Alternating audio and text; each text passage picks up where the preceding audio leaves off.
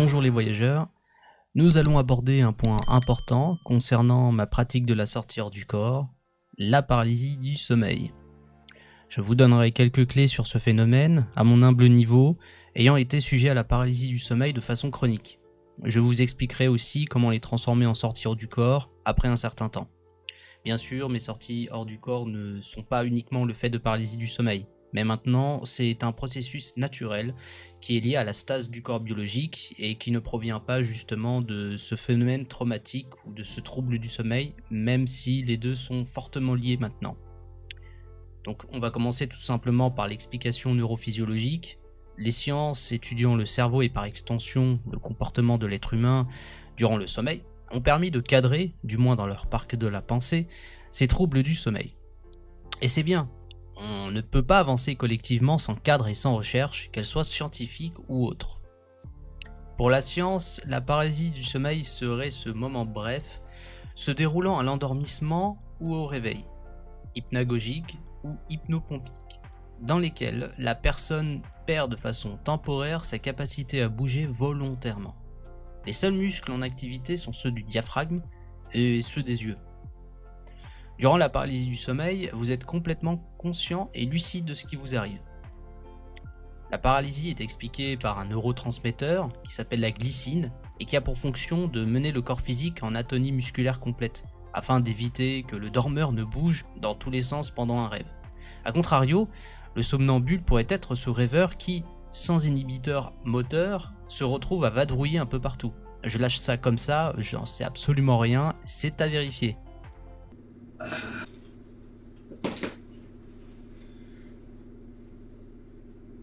I'm pretty sure I had diarrhea. Big time. Le phénomène est accompagné par ce que les neuroscientifiques appellent les hallucinations non psychiatriques. Ils expliquent cela par un chevauchement entre l'état de veille et le sommeil paradoxal. Habituellement, vous avez 6% de la population qui vont vivre au moins une fois cette expérience et 0,8% auront la possibilité d'en réaliser de façon chronique. Les hallucinations prennent la forme d'entités et de situations effrayantes afin de justifier à l'expérienceur pourquoi il a peur. C'est donc parce que vous avez peur que vous allez voir des choses débouler dans votre chambre, tout simplement. Actuellement, pour la science, la paralysie du sommeil mène à des hallucinations. Si ce sont des hallucinations, alors ce n'est pas réel. Parce que l'hallucination, c'est une perception sans objet. C'est QFD. Et alors, si c'est pas réel, et que ça mène à des sorties hors du corps, alors rien n'est réel. C'est QFD++. C'est un peu ridicule parce que je suis passé de la paralysie du sommeil à la sortie hors du corps où je pouvais constater l'objectivité de certains environnements. C'est même une des premières choses que j'ai faites. Alors je pars du principe que les sciences du cerveau ne comprennent juste rien du tout à la conscience. Et qui peut s'en prévaloir? Ils comprennent le cerveau, la machine, mais pas forcément la conscience dans sa globalité. Et il leur manque l'aspect subtil avec la matière éthérique. Ou encore une fois, bon, ce n'est pas grave, cela viendra, ou pas. Nous, ça nous regarde pas du tout.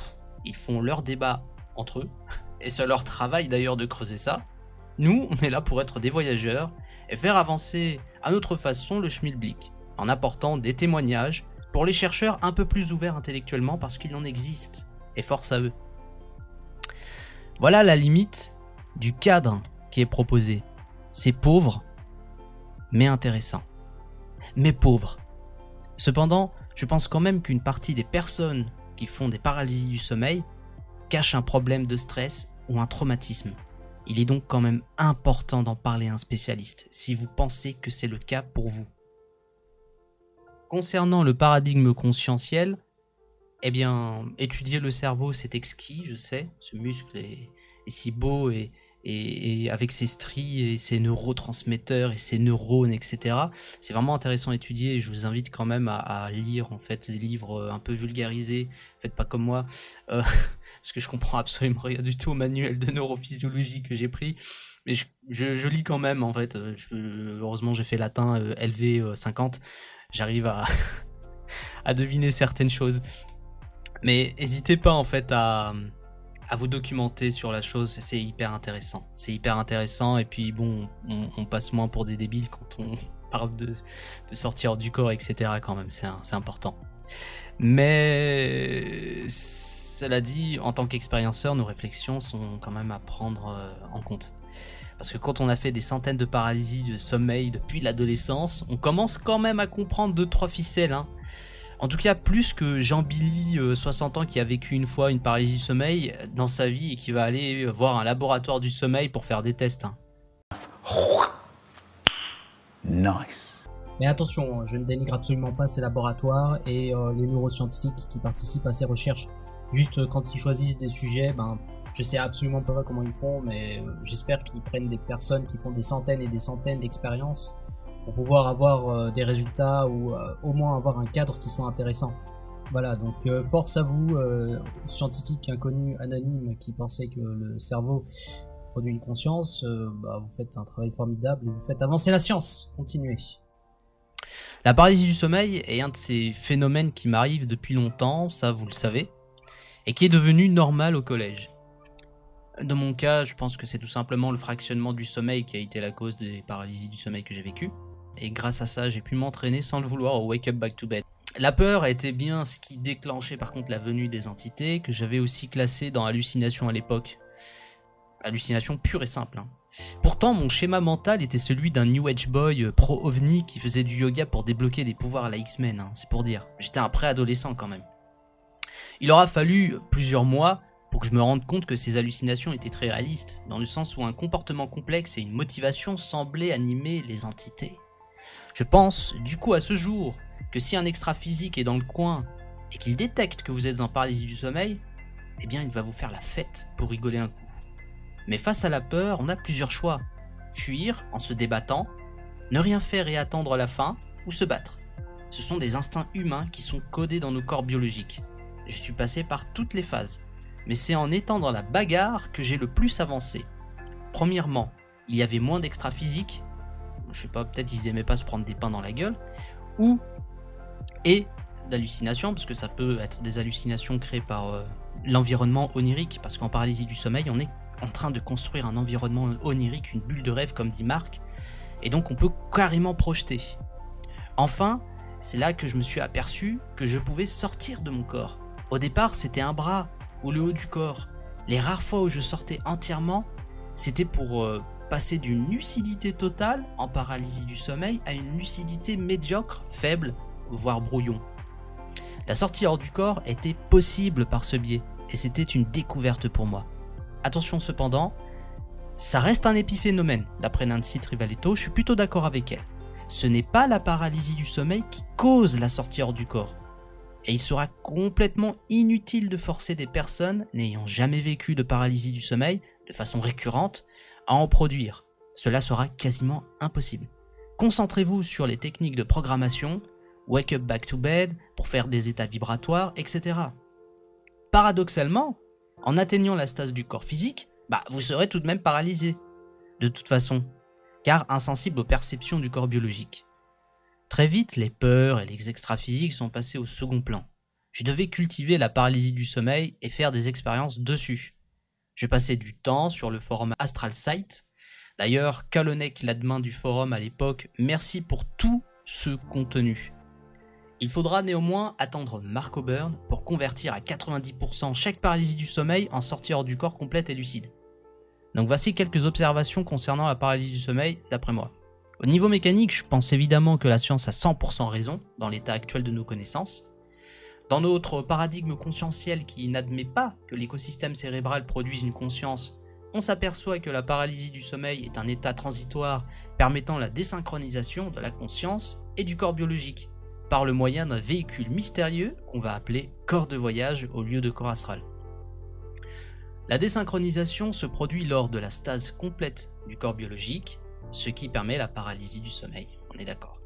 À ce stade, pour les personnes faisant de la paralysie du sommeil, vous avez 70% du travail qui est fait. Les 20% vont pour l'état vibratoire. Si vous êtes attentif, vous remarquerez l'apparition de bruits sourds ou d'un tambour, d'une pulsation, vibration ou bourdonnement dans vos oreilles. Ce sont des signes qu'un état vibratoire s'est installé. Et à ce moment-là, vous êtes à 90%. Les derniers 10%, ça va être l'accentuation de l'état vibratoire pour les personnes qui ont l'habitude seulement, car cela peut tout simplement rater et faire l'effet d'un pétard mouillé. Croyez-moi, plusieurs fois, j'ai fait le malin en me disant je vais accentuer, etc., je vais faire un vélo, mais c'est comme si ça retombait en fait, comme si un ballon de baudruche était en train de se dégonfler, que j'y arrivais plus et je reviens dans mon état normal.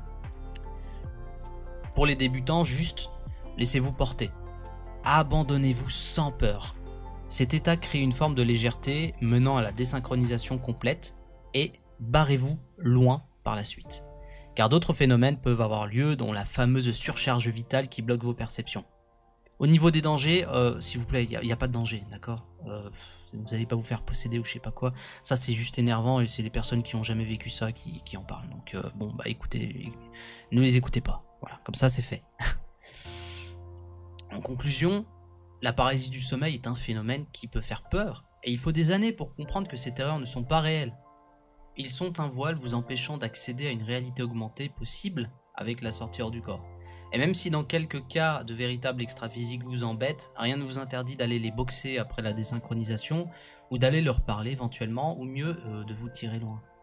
Aussi vous trouverez d'excellents articles écrits par Pierre-Emmanuel sur son blog sur la paralysie du sommeil. Il a un background plus étoffé au niveau de la médecine, donc il sait de quoi il parle. C'est hyper intéressant. Et il apporte des cailloux, beaucoup de cailloux qui permettent justement de valider entre guillemets une pensée alternative par rapport à la paralysie du sommeil. C'est intéressant, je vous mettrai ça en lien. Si vous avez trouvé un intérêt à cette vidéo, abonnez-vous, on est de plus en plus. On va débloquer les 1000 abonnés, comme ça on va pouvoir faire des lives et des ateliers. Enfin, merci à vous pour votre fidélité. Et n'oubliez pas, ne soyez pas dépendant des autres concernant votre évolution spirituelle, devenez vous-même des voyageurs de la conscience. À bientôt!